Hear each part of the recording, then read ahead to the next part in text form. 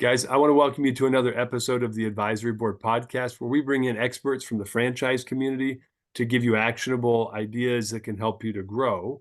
Today's going to be no exception because I've got a good friend of mine with me, Jen Campbell. She's with the Hot Dish Advertising Group. You might know her and Don Kane. They've been around for a little while. If you haven't been paying attention, they're also the number one marketing agency on the Entrepreneur magazine the last couple of years. So I love what they do, the way they treat their people. And Jen, thanks for joining us today on the podcast. Yeah, thanks for having me. It's really awesome to be here. I'm excited to tell a little bit about Hot Dish and franchise marketing in general, because what's not fun about marketing, right? Yeah, sometimes people would argue the bills aren't very fun, but actually, I think marketing's phenomenal. So, guys, let me tell you why I've got Jen with me. And if you don't know Hot Dish, real quick, I'll brag on them just a little bit, but they've got a unique approach to marketing that I really like, which is why I wanted to drag them into the podcast. So, thanks again for being with me, Jen.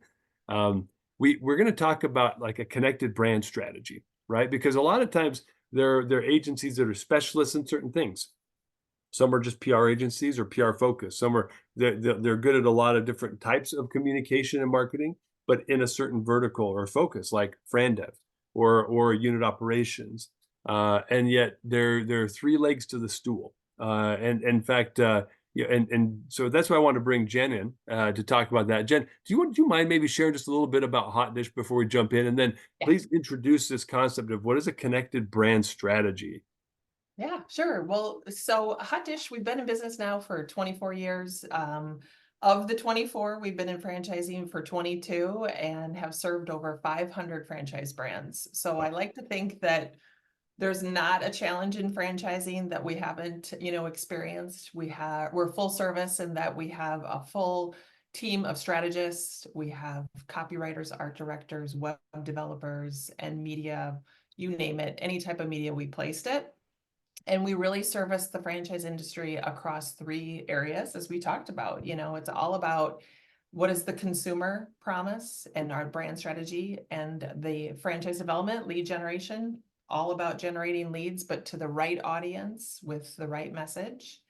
And then employee engagement, because if we don't have the right employees to be able to deliver on the brand promise, it's just hard to deliver that brand strategy. And your franchise candidates are looking at all of those pieces and parts, just like the consumer is looking at all those pieces and parts. So we really, really want to focus on delivering what franchise brands need to help them excel and grow. And at Hot Dish, we like to ignite success. That's our mission. So Yeah. whatever that means to the brand, we're here to help. Well, I love it. And that's a lot to unpack, right? Because those are all like maybe independent podcasts in of themselves. But I want to walk through that strategy and the concept of a brand promise. And so when you guys, if you think about a place that you like to go to, I mean, some ladies like to go to Target over Walmart. And that's okay. Some people love to go to Chick-fil-A over like a McDonald's. Also okay. But why is that? And I like the Chick-fil-A example the best because we had kids, and my wife actually liked going to Chick-fil-A because it was always clean. The bathrooms were always clean. The play area was always clean. The eating area was always clean. They provided little hand wipes to sanitize things if you wanted. The food was always the same and and good and consistent. But then the way they were treated was always the same. Right. And also the stores all look the same, like same branding, same clean cut look, efficient drive-throughs. And I'm bringing all those little elements up because these are B2C brand promises and Right. experience brand promises that are also contingent upon employee brand promises. Has nothing to do with brand, by the way, except just kidding, it does. These are the Mhm. things that the people that are looking to buy the franchise also are experiencing. And sometimes that builds passion in them to make them want to buy a brand rather than opposite way around. So, I mean, if share a little bit more, Jen, around this, because I think this concept of a connected brand promise, like it's so important, but a lot of people they're thinking very myopically about, well, Mhm. Frandev, I need more Frandev leads, more leads, more leads. I need more consumer leads, more leads, more leads, more leads, but they're not considering the employee side of things, even though joint employer, right? We're giving the franchisees the power to do their own recruiting at scale, but maybe can you share how connected this concept is and why it's important not to get myopic and look at just one leg of the stool? Yeah, for sure. Well, because in franchising, they all kind of come together, as you mentioned. I think Chick-fil-A is a perfect example of how they live by their core values across the entire ecosystem of that business. Mhm, And the key is differentiation. I mhm, mean, why do people remember Chick-fil-A is because it's a differentiator to what they're used to or their competitors are doing. And so we try to get our defensive elbows up a little bit and say, well, how can we help separate and drive clarity and give permission to invest or to buy from or to work for that brand? Because it's all about why would I care to join, stay, or invest? And with that, we want to break through the clutter because brands tend to not think of it as a connected place, ecosystem. And because on the brand side, we're really trying to say, well, how can I make sure that a consumer wants to buy from me today, not anybody else, and today as quickly as possible, uh-huh, because that's gonna give me market share. mhm, And so we're really trying to figure out how do we uncover what is that unique piece of it and how do they stand out? But then that's delivered by the employee. So the brand experience is delivered every day by the employees within the organization. And when you don't have enough employees, which we know is the challenge today in franchising or any business for that matter, we have to create a compelling reason to say, why would I work for this brand versus all the other options that are out there? Because everybody says now hiring, and that's not going to break through the clutter because it's all same old, right? yeah, And then in the investment side, a brand definitely goes immediately to look at the brand, or investor, excuse me, goes to look at the brand. They're looking through the lens of the consumer first mhm, to then decide, do I want to invest my money here or somewhere else? And so if the brand doesn't look like it should feel, it's probably not going to be on their list of consideration for investing. mhm, So our job is to help uncover and audit and say, well, where is the success and where are the great things happening within the brand to then allow us to accentuate it, to then allow us to help give permission to employees or investors or consumers to say yes to your brand. yeah. Well, it's funny. So obviously, three different strategies, three different approaches, but one cohesive need. I think if I were to guess, and I'm going to ask you this question, so be prepared.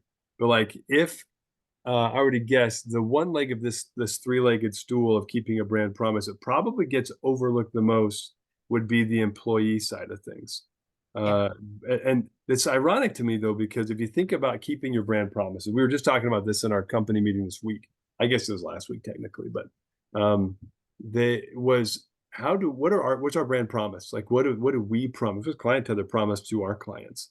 And how Mhm. do we make sure we keep that promise consistently so they feel like there's this like harmony, and there's also like this like you can really cut against the grain and offend people just because they feel like you're not keeping the brand promise that they were signing up for.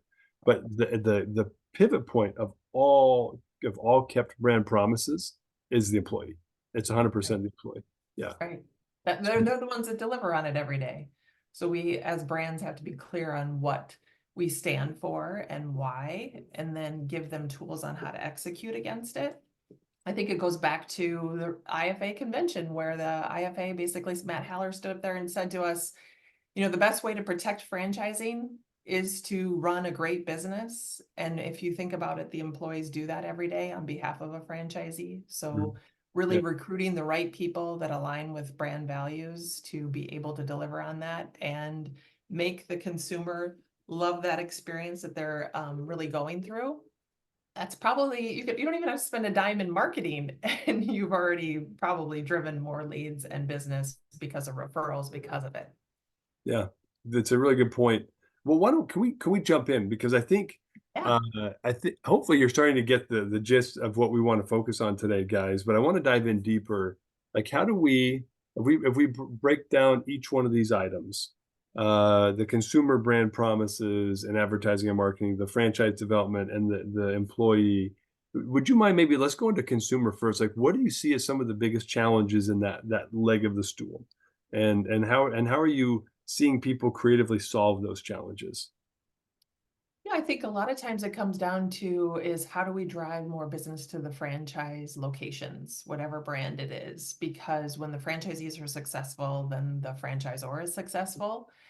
And oftentimes the biggest challenge is just to know who is my most productive consumer or buyer. Mhm, And if you don't know who that is, you might be just going too wide with your marketing efforts versus really focusing in on the right person. So we really want to take a look at it and say, well, do I really know my customer? And what does my customer want?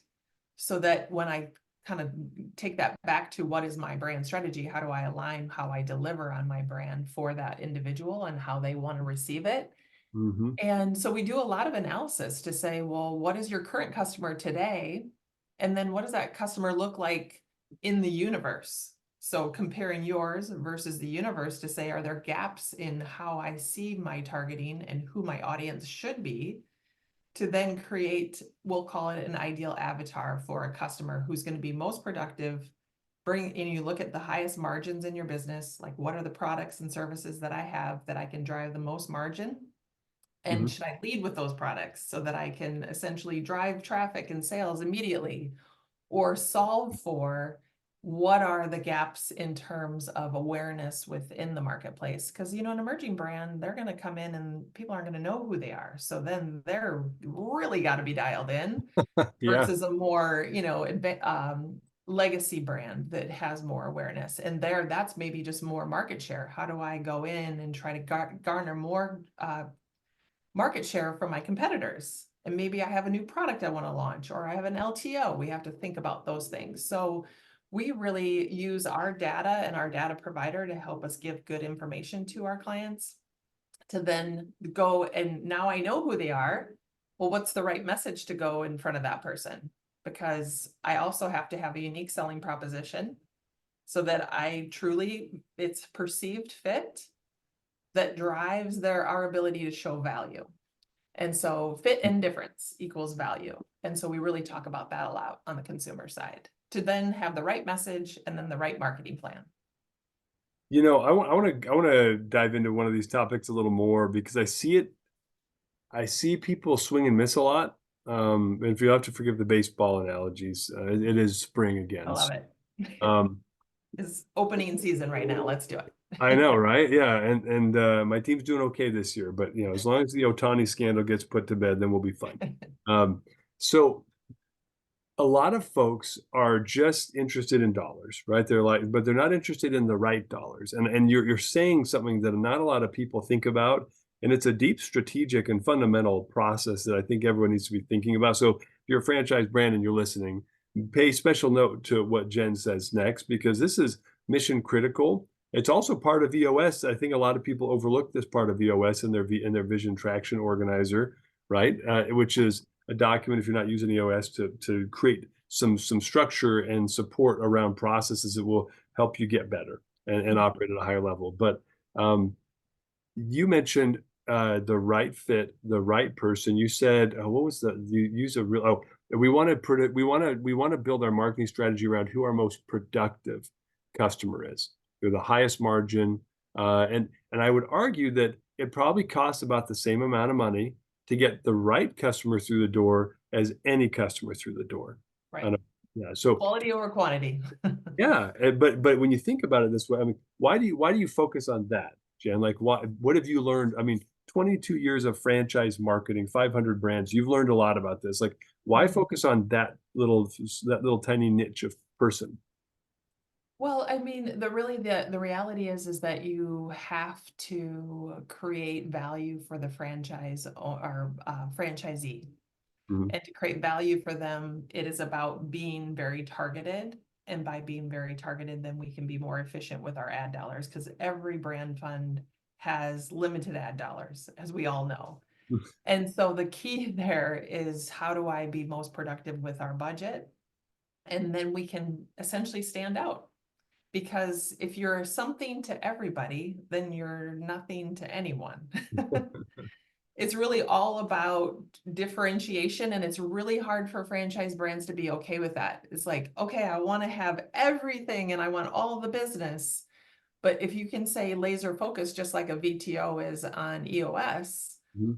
then you have clarity on who am I going after and why. And then you really permeate that through your entire ecosystem, which is delivering on the other pillars as we talked about. Mhm. But the idea there is that we need to make sure we're focused in generating the right business to them. And I think, spending the time, that's the biggest caveat. Many brands will come to us and they're like, I just want to go fix the thing, get me some more business and get me in market really quick with, media. And we'll do a little timeout and say, well, let's take a step back and figure out how do we do it the right way so that we know what's working and what's not. And then give you a custom recommendation relative to the needs of your brand versus package A, B, or C that anybody could deliver out Mhm. there in marketing. Yeah. And then was there ever a time where you guys did package A, B, and C and you learned a lesson, or have you guys always been deeper on the strategic side of things first? Always deeper on strategic. It's really in our core. In all the years we've been doing it, we've felt very strongly that you really have to have the right strategy first. And some brands don't want to wait for strategy, but I'll tell you what, they'll always come back later and they're like, I should have done the strategy, Jen. So can we come back? Yeah. And then, the results are there because 60% of your success is going to be having the right message at the right time. So if your creative doesn't resonate with your consumer and you don't know what the consumer or buyer needs or wants, it's just white noise. Yeah. Well, and you said something earlier, if you're trying to be everything or you're trying to be something to everyone, you're going to be nothing to anyone, right? So, I think I said that right, but it was Yeah, clever and I liked it. But how do you possibly write a message that resonates with everyone? You can't. you Nobody can't. Nobody can. And so we got to get our heads out of that's that hole in the sand. That's not a real thing. No. Um, so let's shift if you don't mind. So I think consumer it's not that it's a tired conversation, but I think everyone kind of gets that. Yeah. But let's talk about the so what. So when you have built a really good strategy, then it enables a lot of other tactics, right? I feel Right. like a lot of franchise brands are like tactic, tactic, tactic, and they forget the whole goal objective strategy that should be the foundation for the pyramid of tactics they want to roll out. So Right. they invert the pyramid, and that's why they blow a lot of money. I had a podcast for an advertising guy who said he said they will test themselves into bankruptcy because they have no strategy is right. Right. Yeah. So how do we get like what does that open up? Like what creative channels are now available to you if you have the right ideal candidate profile created, and so you really know your avatar. What does that allow you to do when you're trying to market and advertise for a brand? Yeah, well, now that you have that, we can actually go out and find that audience. What's awesome today is that the universe out there of data that is available to us to now say, I know that my ideal buyer or consumer looks like this, whatever that might be. We can then go find a list of individuals out there that actually look like that, that show all the signals that are that person, the right investment, they have the right net worth and credit score, income and age to tell us they can invest or Mhm. tell us that they buy things just like you sell, for example. So then you start with the end in mind to say, well, here's my list that I'm going to go target. And then I surround them with media across all our different channels so that I don't hope that I'm finding them, but rather I know who they are. I surround them and they feel so compelled because they see us everywhere. It's like, oh my gosh, I can't live without this. Like this thing is so important to me. Mhm. Or I can't believe I have to go look at this franchise investment. So the idea there is that knowing who it is gives you tools to then be very targeted in how you go reach them in media. And then we find channels to say, well, where do they spend their time? Because then if we know who they are, then we know where they're spending time in the universe of information gathering, whether it's, you know, streaming audio or podcasts, for example, just like this, to digital to anything. Yeah, I've done a lot of sales consulting that I like to call those the watering holes. Like certain species go to certain watering holes to fill up every day. And if I'm hunting that Yeah, species, I need to know which watering hole they go to. So right. um makes it What it does though, and sorry if I'm stealing thunder here, Jen, is it reduces your spend per lead in and Yes, also increases your conversion of revenue out the other that side. is right. Yeah. That is right. So And that's what, the key is to track that, right? Like, what did it cost me to generate the lead? And not only the lead, but the cost per qualified lead. So if you have qualified metrics around it within the CRM that can tell you this was just a lead, and here's how many were qualified leads, mhm, to know that what my return on investment was for my ad spend. So mhm. we do the ROAS often. If you haven't heard that, that's often used in advertising and marketing. Yeah, it's very, very important. So getting to the right target and then also measuring and adjusting as Yeah, time goes on, because even as good as analytics are and the data out there, it's a little bit creepy actually how much data is out there for intent-based marketing and yeah, but sometimes it's not quite right, and you've got to pay attention to that and make sure you're optimizing for conversion and sales with the marketing in mind. and understanding the journey that they're on. So we have to create awareness, and then once they're aware and they're considering, they're going to have a different message, which tends to be the website. So what do I need to tell them on the website to convince them that this is the right product, service, franchise, you name it? To then, once I've inquired, well, what do I have to keep telling them to have convince them to buy? Um, that whole journey requires a separate messaging strategy at each phase, and also channel distribution of how do I reach them and activate them within that entire ecosystem. Yeah. And thinking about the journey is important, not just I need one part of the journey. I I think consumer journeys are a lot like little kids at birthday parties. If you ever watch them, Yes. it's maybe been a little bit for both of us, but like you Yeah, take a kid to a birthday party and the kids that are already there, like having fun, they're doing things, but they almost always will like, unless it's like their best buddies, they'll run right in. But most of the time they kind of hang on the peripheries, they'll watch what's happening, yeah, they'll take in data points and see what yeah, everyone's doing and take a look at the present table. Like they kind of assess. Google did a research project called Zero Moment of Truth years ago. It right, was so smart. I'm sure you know about that, but like, right, but the whole concept is consumers are so much smarter when they get to your website than they ever used to be. You need to make sure you're providing the content. So as they're observing your brand from afar, making assessments of if they want to engage, you're right. providing the information that they need through maybe some collateral, some white papers Mhm. are so old. I almost said that through like data sheets, case studies, success stories, video, right? Like people want to consume video, so make sure this is in video format as well. But then then they'll start to engage the brand, then they'll go to your web page, and that's where they're ready to maybe hit a funnel and convert. Right, But right. before that, you have to have a lot of content that aligns with their interests, or else they're never gonna engage with they're never gonna show up at the party and really participate. Yeah. And if you are emerging brand, especially, and you have your competitors with tons of money in their pockets spending a lot of money, then Yeah. it's really hard to outshout them. So to be really smart about how do I engage with them early on, you have to be really dialed into that journey and have maybe a message that creates awareness, but then follow it up with a direct mail that tells me more of the story so that I can learn all that I need to, but you can't expect a channel to do all the work. Yeah, there was a book, it's not The Big That Eat the Small, it's The Fast That Eat the Slow, I think is what the title was.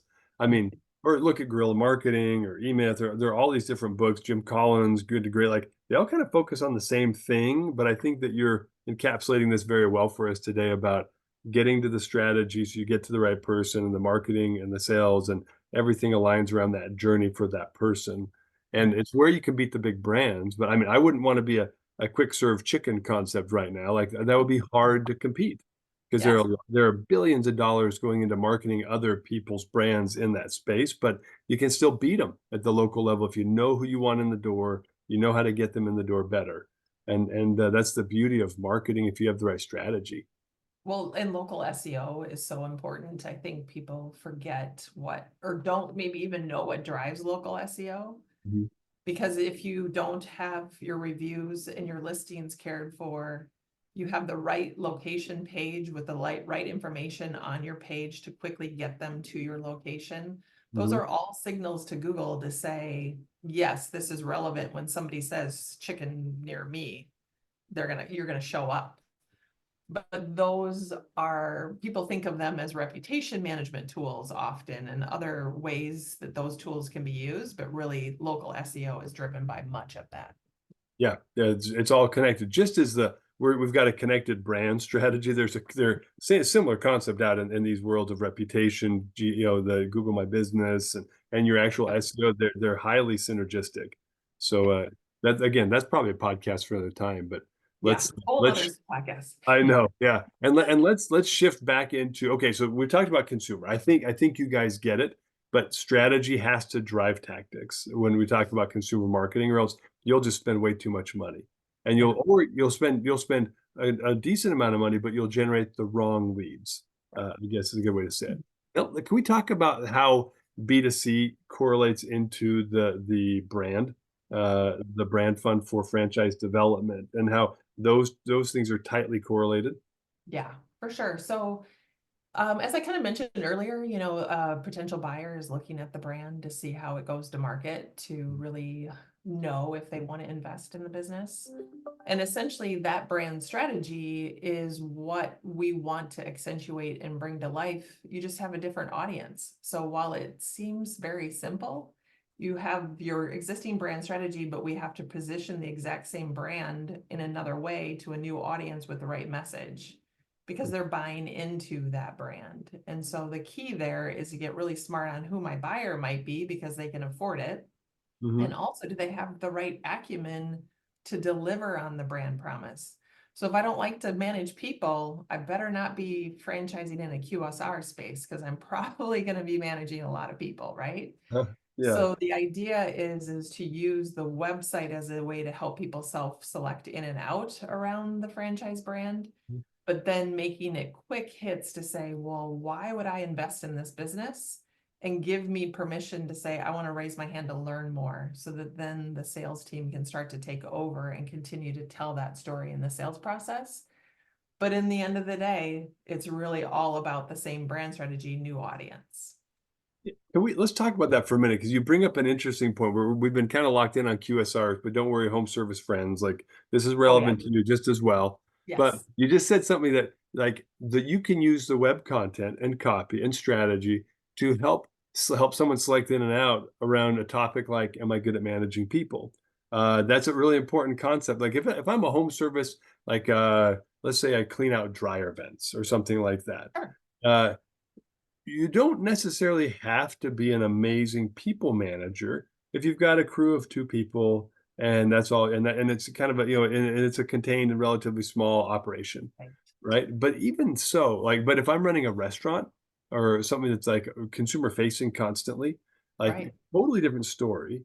Mhm. How have you guys found that you've been able to align those sorts of needs? Well, how do you even identify them first? Like, how do you help a brand say, this is my avatar because I have these particular needs because of my concept? What do you guys do to help people discover that? Well, it's really looking at who are the best franchisees that you have. So, assuming you have them, some brands are starting out and doing this for the first time, but you need to know what it takes to deliver the business. So, you want them to have the right background to be able to do what you're selling. So, if you are it's home service, for example, and your job as a franchise owner is to be more the face of the business, and then you have a crew that goes and does the business, then we want to make sure where we're attracting individuals that really can deliver on the role of the owner versus the doer in the business, depending on how it's defined by the franchise brand. So we really break down the what is the role of the owner, and then what does the franchisor need to be successful? Because then they know who they need in their system so that they're not dedicating, as you know, it goes, as the old saying goes, 10%, like 10% of the franchise owners take 90% of the effort because they're maybe not the right fit to begin with. Mhm. So we want to focus on bringing in those that have the right acumen to do that. It's a lot like hiring your employees. You're self-selecting them in and out as a franchisor based off of what you know they can be successful to deliver on that brand strategy. Yeah, no, no, you're right about that. That's a fun way to think about it. Obviously, careful around joint employer and language we use here, right? But Yeah. it's but you're spot on. A lot harder to remove a poorly selected franchise owner than it is a poorly selected employee. So Yeah. be extraordinarily careful. Psychometrics. Everybody talks about demographics here, right? Like, oh, or psychographics. Sorry, not psychometrics. Different industry from a decade ago in my head. So, um, most people when I talk to them, because we work with a lot of friend dev groups, and they almost always start the conversation of, well, I need somebody when I ask them like, who are you looking for, how are you trying to recruit? Oh, well, they instantly go to demographics. They need this much, liquid capital. And I'm always Yeah. like, no, no, no, no, no, no, no. Yeah. Like, who are they? Who are they? Is it like an old high school coach? Like, who's the person? Who's this persona that represents the most Mhm. successful person? And I think we go back to the earlier conversation of, how do you find the right person? Like, what's the actual avatar here? So how can you maybe share a little bit about how you coach people to narrow their focus on the right persona rather than focusing on silly demographic information that will actually have zero predictive index on who will be successful as a franchise owner? Yeah, so we tend to, when it's possible, because there's franchisees already, Mhm, is interview them to say, well, why did you invest in the business? Because it usually ends up, those conversations create a connective tissue that brings to life mm, a way for us to describe who this audience is because it fits within their life. mhm, So, perceived fit, perceived difference, that's what this buyer is going through in terms of a franchise buyer. The fit within my life might be that I'm aligned with a business. So the easiest one I have in franchise development is Tropical Smoothie Cafe. We've uh-huh, been working with them for 10 years. Well, you guess what those franchisees all have in common is that when we first started, especially, it was like, I'm a marathon runner, I'm a triathlete, my kids are in sports, and I always want to feed them healthy food. Those people believed it had a propensity to healthy living. Those were the first franchisees of Tropical Smoothie back in the day to get them rocking and rolling. Was they all had this belief that this was a better product and they were in tune with it. So then our targeting matched it along with their propensity to have the, net worth and liquidity and all the things that every franchise brand wants. mhm. But when we paired the two, it got us more specific to then expand the business and to grow it coast to coast with them. Interesting. Yeah, and did you work with them after they'd been deploying, and so you helped them change their strategy? Right. So they had had about 200 locations at the time, and now they have just over 1,500. And that it was, but the strategy today isn't what it was 10 years ago when we started. So you have to go with what you have for data. Now we have thousands of franchisees to give us data points to then create an avatar using our database information to find out who they are and how many kids in the household and demographically. But at the same time, now it's a multi-unit buyer. So then there's a whole new strategy that comes into play. And so then we're now developing the right two different messages for two different audiences because they're not going to want the same things, but they need to be shared the right information at the right time relative to their journey because they're a different individual. Wow. Well, that's an incredible case study, right? Hopefully, you guys have that written up somewhere. But yeah, if you guys, I'm sure I don't want to bludgeon you with this, but there's so much. It's so much more important to get the strategy right around who the person is you're trying to target. And it was Jersey Mike's that did the huge study, and they found that their most successful franchise owners weren't the Ivy League MBAs that are hyper capitalized. It was the passionate individuals about the brand first, Right. and then the actual demographic, like the investment capability, they figured that out. But they Yeah. weren't the people that came to the table with tons of liquidity. It was the people with the passion first. They were the ones that invested into the brand because it's a major emotional investment when you buy a Totally. franchise. Yeah. You need to have passion and you need to have hustle. And you have to essentially interview your franchisees for the hustle because if they're waiting for it to come to them, like corporate America, like that's not what being an entrepreneur is in their own right as a franchisee. So I think it's important to think about, well, if they're not outgoing and don't want to talk to anybody and don't want to leave their four walls, then they're not going to be out in the community doing what they need to do. So it allows us to help talk about like, here's the things you would do as an owner on a website So when I say help them self-select in and out, we're telling stories like that to say, this is what I do day to day. So I understand what it means to own one of these things. And then if we can, if the item 19 allows us, we let them know how much money you're going to make too, because some people might not want to buy a job. They might want more than what their job brings them today. And so they're going to self-select out if it's not enough for them, for example. Or it might be just right. And they're like, yes, I can do this. Hmm.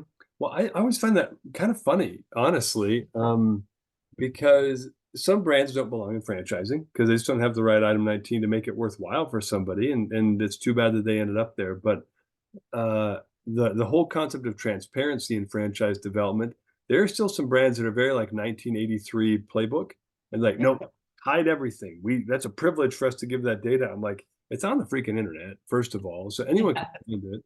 And if you go to like a tool like Vetted Biz, you can find it in 2 seconds because they've got that all in a database. So, exactly. um, but the reality is, you want them to see that data because you Yeah. don't want to waste your time and effort trying to convince someone who's a bad fit for your concept because you're exposing data at the very last end of the very tail end of the process that they should have seen up front and self-selected in or out.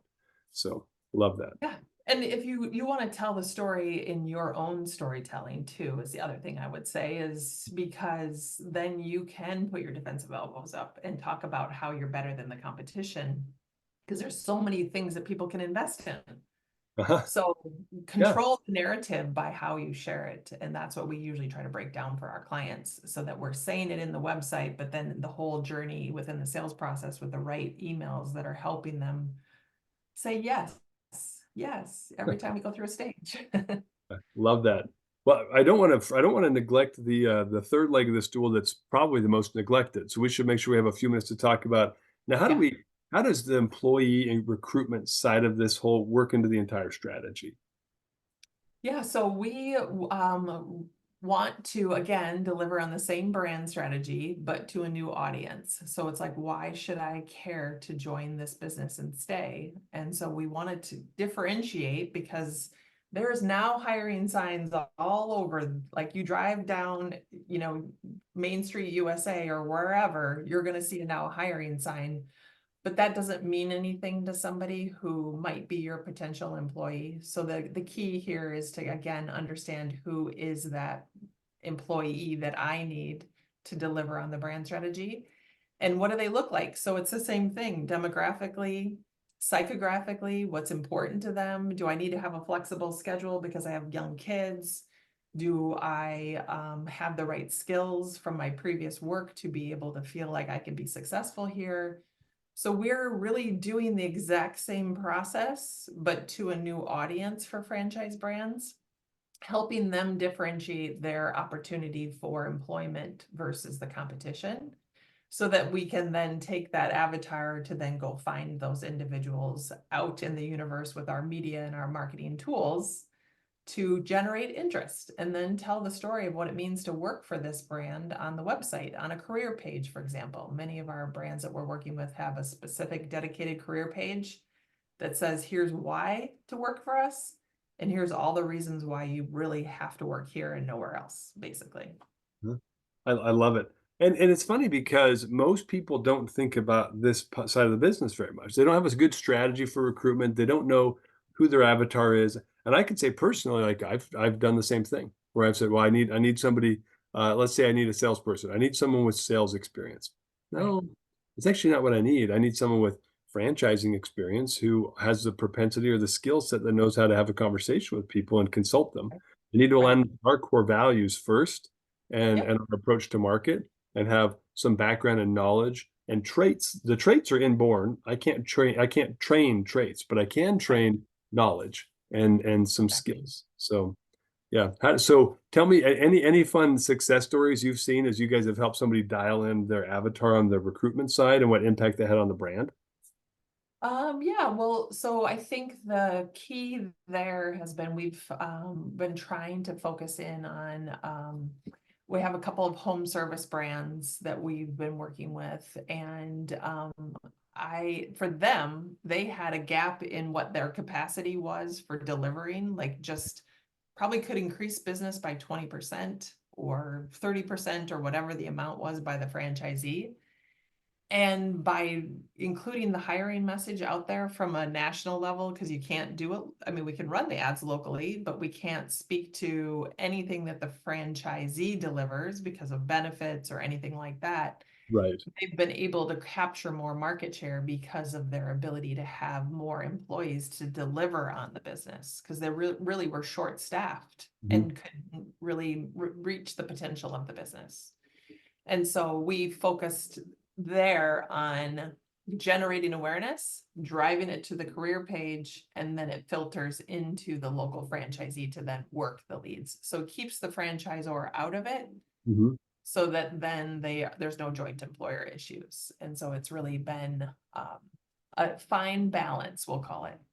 Yeah, but that's okay. Like, I love that a lot of people just, like, they run away screaming from anything that might have to have the word employee in it. It's the E word, but it's actually okay to talk about the experience of working for the brand, but not get involved at all with the recruiting calls or the screening or anything like that. Just push it all down to the local level. That's kind of the brand's responsibility, really.